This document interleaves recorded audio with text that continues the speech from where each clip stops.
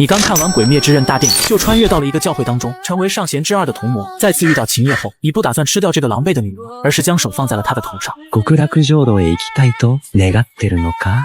いいえ、行きたいです。晴夜回答道。そう？你打量着晴夜身上的伤。お前、今回もひどい目にあったな。本来你今天是打算骚扰一窝座的，但是不知道为什么你会突然出现在山脚下，并且随意杀掉了晴夜的家人，还将晴夜带到了教会之中。あらあら、どうしたんだろう？等晴夜收拾干净，并将伊之助哄睡后，他整个人一松，落下了泪。这时你来到他的身边。どうして泣いてるの？晴夜有些不好意思，擦干眼泪，老老实实的回答：とても幸せだからです、教主様。これで幸せなのか？这样想着，你也随口问了出来。はい、教主様。これで十分幸せです。晴夜笑起来，这已经是他嫁人以后最开心的一天了。教主様。晴夜正襟危坐，语气愧疚起来。彼らはもしかしたら教会に私を探しに来るかもしれません。もしよければ、教会に私のために少し時間を稼いでいただけますか？私はすぐに離れます。晴夜很愧疚，但是他没有办法。你坐在晴夜对面，歪了歪头，语气依旧温和。ことは、外では生きていけないだろう。あと、1ヶ月か2ヶ月で冬も終わる。山の中の野獣も外に出てくる。晴夜脸色一白，过了一会才回答。知っていますが、他に選択肢はありません。伊之助のためなら、必ず頑張ります。他这样说着，深深的吸了一口气。もし教会に仕事の機会があれば、教主様、どうか私を考慮していただけますか？他弯下腰拜托道。不知何时，脸上似乎永远有笑容的你，此刻正面无表情地看着头抵地的女人，没有说话。晴夜保持着姿势，有那么一会儿，你的脑海中似乎闪过自己的折扇，踩在这个女人头的画面。你眨了眨双眼，语气愧疚地开口：ごめんね。さっきぼーっとしちゃったみたい。晴夜抬起身摇头示意没事，脸色没有一丝不满。実はちょうど人手が必要な仕事があるんだ。你打开折扇，遮住了半张脸，慢悠悠地说道：俺に仕えてた信者が急に家に帰ることになって、後任がまだ見つからない。俺も次女を頻繁に変えるのがめんどくさくて困ってるんだよ。言葉もし永遠に教会に留まってくれるなら、仕事を提供してもいいよ。夜晚，晴夜躺在被褥里，想着晚上你说的话，有些烦恼。一辈子都待在教会吗？他睁着眼，努力的在黑暗中想看清天花板，有些下不定主意。3天后，晴夜的伤势已经好了不少。一位年迈的信徒心疼的看着正在忙碌的晴夜。めちゃくちゃ最低なやつだ。こんなに良い女の子なのに、どうして手を下すことができるんだ？短短3天的相处，让无儿无女将一生奉献给教会的安和夫人生出了几分心疼。她握住晴夜的双手，怜惜的叹息起来。かわいそうな子供だ。晴夜笑了起来，她的笑容没有一丝的阴霾，反过来安慰安和夫人。もう過ぎ去ったことです。安和夫人愣了愣，笑起来。教師様は頭がとても良く、教会を非常にうまく運営してくださっています。世の中がどんなに困難な状況であっても、教会の皆様は食べ物に困ることが一度もありませんでした。晴夜認真的聽着。彼はいつも非常に辛抱強く、私たちを導いてくださり、皆が自身の苦難を語るのを面倒がらずに聞き入れてくださいます。もし泣き訴える人の中に金銭に困っている方がいれば、力いっぱい手助けしてくださるのです。本当にいい人ですね。晴夜感慨。安和夫人叹息着附和，嘴角一抽。很久很久以前，她也是这么觉得。直到一天，她无意间发现了你的秘密。惊恐过后，她平静地关上门，将一切埋在心底。在寒冷的庭院中站了一晚，如愿以偿的感冒了。她永远都忘不了那双平静着流泪的眼眸。かわいそうに、どうして風邪をひいちゃったの？那个食人鬼没有杀她，她也明白自己也再也出不去。自那日又过去了10来日，每隔3日就会有前来诉苦的信女。晴夜看着这些人紧皱眉头的过来，眉目舒展的离开。安和夫人见她总是偷偷望着那些人，就招呼她过来一起待在接待室的门口。室内传出嚎啕大哭的声音，接着是温和的男生安慰着哭泣的人，答应他们一定会带他们去往极乐世界，送走最后一个哭诉苦难的人。你起身走到门口，笑着问晴夜今天怎么过来了。不等回答，又问伤怎么样了。大体治りました。鶴や鶴夫人が私のことを見て興味を持っていたので、来るように言ってくれました。ここを自分の家みたいにしていればいい。どこへ行っても構わないよ。听到这话，安和夫人心中万般想法，嘴巴吐出一句：教祖様。私は夕食の準備に行ってきます。你点点头，笑道：お疲れ様。翌日，伊之助、少し大きくなったかな？你看着被晴夜抱着的婴儿，不确定的开口。少し肉がついたね。大概是环境的舒适，小婴儿的脸蛋比刚来时胖上不少。成長が早いな。本当に生命力が強い。想到自己上一世就是被这家伙杀死，你戳了戳伊之助的脸蛋，哇哇哇，震耳欲聋的哭泣声，不愧是被自己母亲扔下悬崖也能活下去的东西。晴夜熟练的唱起拉勾歌红起来，哭声渐渐消下去，闭塞眼睛才望向笑容一丝未变的男人。ごめん、力が入りすぎたかな？你换上愧疚的表情。晴夜顿了下，犹豫着，想了下，还是觉得应该直接说。多分、伊之助が君のことを好きじゃないのかもしれません。そんなにストレートですか？おそらく、様も男性ですよね。彼の父親はいつもイライラして彼に怒鳴りつけています。かわいそうな小僧だな。你赶紧换上怜悯的神色。多分極楽浄土の方が彼にとって幸せなのに。頼りない父親がいるとはいえ、私が彼を守ります。極楽浄土に行く必要なんてありませんよ。わらわするドーマ様、この世界もとても素晴らしいのです。お前が会ったこと、人生で幸せな時があったのか？秦叶脸上的笑容遁去，看着一双彩色的眼睛，认真的回答。はい。ようにお会いできました。実は、以前もそれほど悪くはなかったですよ。わらは弥勒様の想像するほど惨めな日々だったわけではありません。でも、ここにいる毎日が本当に幸せです。わらは弥勒様、あの夜様に出会えたことが私の人生で一番の幸せで、かつ運命の出会いだったのです。你思考着此时自己应该摆出什么表情，突然怀中被塞了个东西，下意识地抱住一个肉团子。秦叶凑近摸了摸伊之助的头。伊之助、今あなたを抱いている人はあなたの救命恩人。救命恩人だよ。大きくなったら必ず恩返しを忘れないでね。你低头看着伊之助，和秦叶如出一辙的眼睛眨巴眨巴。本当に、それなら、伊之助の恩返しを楽しみにしておくよ。母親が逃げ出して自分の子供を崖から下の川に投げ捨て死ぬのを怖くないのか。没有任何思索，秦叶直接回答。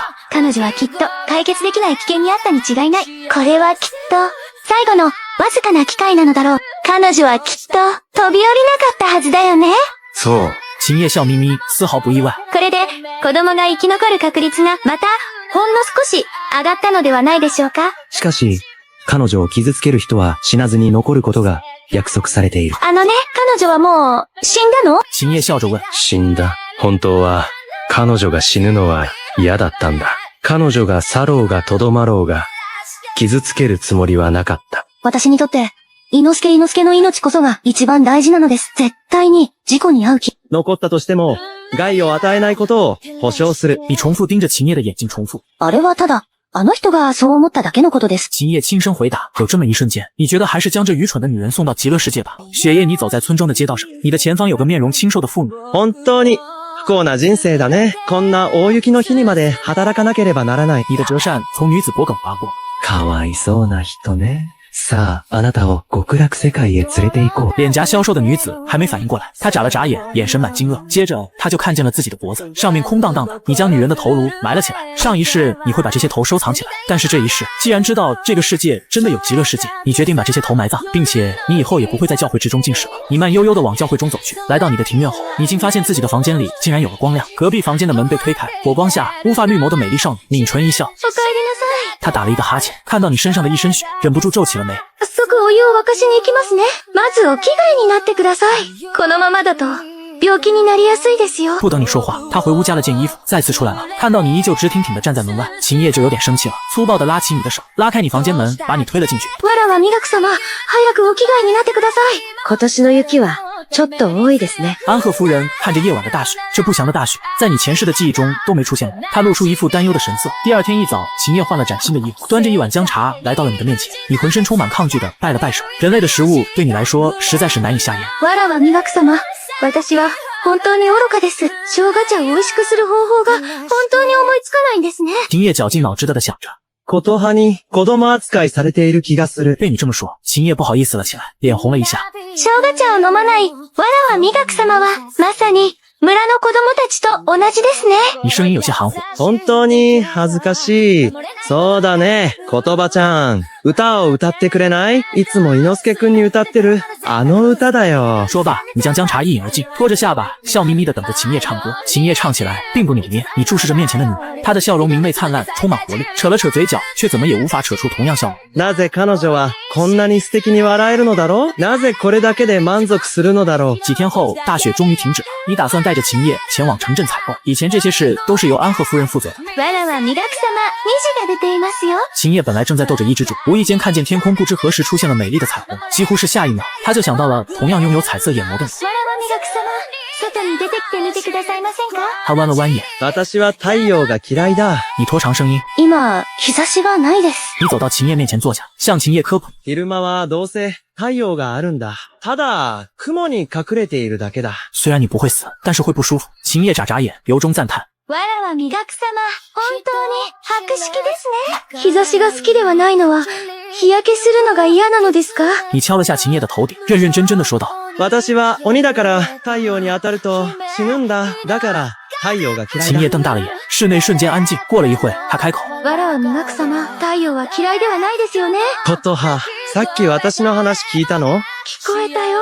怖くないの？どうして怖がるんですか？秦叶似乎被问得有些懵，他语气有些吞吐。あなた様が鬼だからですか？他的表情浮现一丝茫然，好一会才重新开口。わらは磨く様、私を拾ってくださいましたね。もし鬼なら、きっといい鬼ですね。很显然，秦叶并没有相信你的话，只是当成你在逗他。秦叶上前几步，扯了扯你的衣袖，一点也没有忘记今日自己的目的。めったに見られない虹ですね。本当に、とても美しいですね。わらは磨く様の目のように。秦叶支柱送回房间，拿出一把黑伞。わらは磨く様、虹を見に出てみませんか？等安贺夫人将马车备好，已经是傍晚了。一辆马车停在你们的面前，马车内外全用厚重的黑布盖得严严实实。秦叶正在收拾此次出行的行李，你看着怀中的伊之助，伊之助突然给了你一拳，你笑眯眯地对着他说道：“小心点。”気をつけろ。お前を玉子にあげるぞ。伊之助突然嚎啕大哭起来，你用手指点了点伊之助的头。早く大きくなって、鬼になろうね。此刻你和秦叶坐到了车厢内，前面驾车的是一个年迈的信徒。路程没开始多久，你就闻到了同类的气味，车厢猛地晃动起来。秦叶抱着伊之助被晃得眼看要撞出车外，你突然伸出双手揽住了他的腰。秦叶紧闭双眼，预料之中的疼痛没有传来。子供、磨く、大人。回过神的秦叶结结巴巴的叫道。车厢外的血腥味和同类让你感到了麻烦，你低下头猝不及防地对上秦叶那一双美丽的绿瞳。なんて美しい瞳でしょう。你心生感慨，生出了想要触碰的冲动。教主様！信徒尖锐的呐喊声传了进来，你走出了车厢，被注视的信徒瞬间如坠冰窟，恐惧导致身体猛地哆嗦起来。求生的本能让他居然顾不得外面吃人的恶鬼，直接对着你跪了下去。被打扰的鬼看得一愣一愣的，眼中出现迷茫，忍不住摸了摸自己后脑勺，呆呆道：“おい、ひざまずく向きが反対だろ？”没有得到回应的鬼不愉快地皱起了眉，他看了看已经被吃得七七八八的人类残躯，眼神变得贪婪，高兴起来。今日は本当にラッキーだ。食べ物が自分からやってく。本当に面倒だ。你抱怨着，声音传到了鬼的耳朵。说完也不在意外面鬼的怒骂，回车厢拍了拍秦叶的头，语气轻松得很。言葉は馬車の中にいればいいよ。秦叶拉住你，目光满是担心。大丈夫です。马车前的鬼几个快步走了过来，五指并拢抓向了信徒。信徒瘫坐在地，惊恐的大叫了。可下一秒，一把扇子挥了过来，鬼痛的大叫，难以置信的看着自己折断的手，极度的不安从心脏窜起，他急速后退，惶恐不已的看着折断他手的男人。お前。你挥了挥扇子，刚才的事如同没发生过一样。鬼连连后退，他在你身上感受到了强大的血液压制，头上的汗比信徒还多，只剩逃跑一个念头。目光扫视四周，脚一转，向身后逃去。快，再快点！他在心里疯狂呐喊。那个人是上玄，自己居然说要杀了他。想到自己刚才说的鬼话，鬼恨不得扇自己2巴掌。信徒目瞪口呆地看着已经跑远了的鬼，再次看向你的目光已经是恭敬夹杂着恐惧。你不提刚才的事，他也只能当做什么都没发生。秦叶见到你重新进了马车，虽然知道你没有受伤，但还是仔细看了好几眼才放心。わらは磨く様、さっき何が起きましたか？你定定地看着对方担忧的面容，过了1分钟道：“さっき、人を食べる鬼に会った。人を食うの？秦叶困難地重複，懷疑自己是不是聽錯了。人を食うの？これは何？どういう意味ですか？そうだね。你的語氣帶了幾絲意義不明。私は彼の手を切り落とし、彼は逃げた。你们很快来到了火車站，坐上了前往東京的列車。下車後立即就有極樂教的僕從前來迎接你。教主様は相変わらず非凡な美貌をしていらっしゃいますね。私は、といえば、年を取っちゃいました。东仓语气中带着一丝調侃，如同與老友敘舊般，和平日秦葉見到的信徒大為不同。他朝秦葉看去，笑得十分溫和。こちらは、言葉様のことですね。聽到對方的稱呼，秦葉連連擺手。いえいえいえ、東倉様。私は、わらわ磨く様の女中です。お呼びになる際は、ことはと、お呼びくださいませ。东仓也是知道你身份的人，但他却丝毫不在意，因为他只在意利益。极乐教能发展成这副样子，都是拜面前这个男子所赐。在撞见你殺人的現場時，他沒有任何的驚慌失措，讓你覺得有趣極了。你回想當初的畫面，最近失踪した信者たちは、わらわ磨く様と関係があるんじゃないですか？わらわ磨く様のためなら、この一切を隠してあげます。無論是安賀夫人還是東倉都是上一世不存在的人，這讓你感到不可思議。來到東京的府邸，你對東倉問道：東倉、こんなにたくさんお金を手に入れて、何をしたい？東倉微微一笑。わらわ磨く様、外のお店を見ていらっしゃいましたか？どれでも買えるよ。俺はめちゃくちゃ俗っぽい人間だ。金と色にしか執着してない。他略有憂傷的嘆息一聲。実は、心から東京に定住していただけることを願っています。でも、神秘的な雰囲気も、あなたが高額で評価される理由の一つですね。经过半个晚上的休整，第二天一早，你就接见了来自东京的一群教众。在府邸的密室里，你还留下了一个毫无背景的女孩，品尝了一下来自东京的风味。傍晚，你和秦叶出现在了东京的街道，这里随处可见穿着西洋衣服的男女，三三两两的结伴而行，偶尔有行驶过的老爷车，还有马车，身后跟着东仓的儿子木次，正一脸无奈地抱着一只猪跟在你们的身后。要知道，极乐教的东仓已经是东京最大的商业头目之一了。木次身为海外留学而来的少东家，竟然此时成了抱孩子的仆人。路过一家店的时候，秦叶被店内飘出的香味吸引住脚步，门口穿着长裙的店员马上就注意到，立即走出来，热情地招呼穿着和服的你们。秦叶还是第一次感受到这种热情，连拒绝的话都不知道怎么说呢。被店员拉住手，只能下意识地回头看向你，满眼的无措。你闪过不知名的情绪，上前一步隔开店员的手，自己将秦叶的手握在掌心，慢悠悠道：“中に入ってみますか？”秦叶站在门口，门内是他从未见过的模样，灯光照在一个个透明的瓶子上，反射着点点的光。店员随手拿出一个瓶子，递给了秦叶。うちの香水はこの通りで一番優れていますよ。店员眼神在你身上转了转，随即笑容灿烂又不让反感插话。香水？秦叶重复着陌生的词，心中出现了一丝惬意。そうですか？你扫了眼室内，语气散漫道：“中に入って見てみましょう。”静电的秦叶心思完全不在刚刚还感兴趣的香水上，他咬牙：“わらは磨く様。你这才恍然的放开。”ごめん、ことは気づかなかった。秦叶摆摆手，低头看向香水。你看着认真挑选香水的秦叶，突然回想起今天下午跟东仓的对话。今回、お越しになって、少し違って見えますね。あれ？你好奇地看向东仓。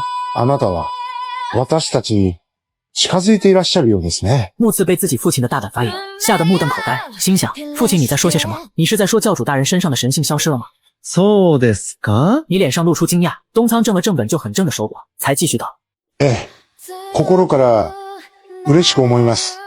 このような、わらは美学様を見られるなんて、本当に良かったですね。秦叶正低头看着香水，香水的价格把他吓住。店员以为他喜欢，但是不确定，在一排的香水上挑选一番，拿起其中一个，介绍起来，在空中喷了2下，展示了一下味道。